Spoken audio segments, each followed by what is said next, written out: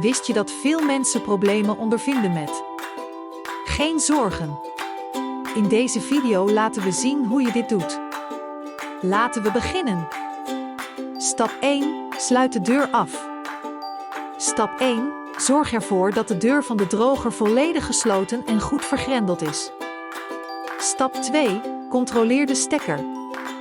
Stap 2. Controleer of de stekker goed is aangesloten op een werkend stopcontact. Stap 3. Controleer stroomuitval. Stap 3. Controleer of er recent geen stroomuitval is geweest. Stap 4. Druk op on/off. Stap 4. Druk op de on/off knop om de wascyclus opnieuw te starten. Stap 5. Start Droog Process. Stap 5. Druk op de start/pauze knop om het droogproces te starten.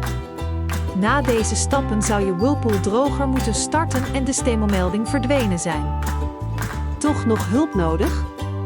Ga naar onze website voor de volledige handleiding. Daar vind je ook vragen en antwoorden van andere Whirlpool-gebruikers. Vond je deze video nuttig? Door te abonneren help je ons vragen van gebruikers te blijven beantwoorden. Abonneer je dus op ons kanaal. Bedankt voor het kijken en tot de volgende video.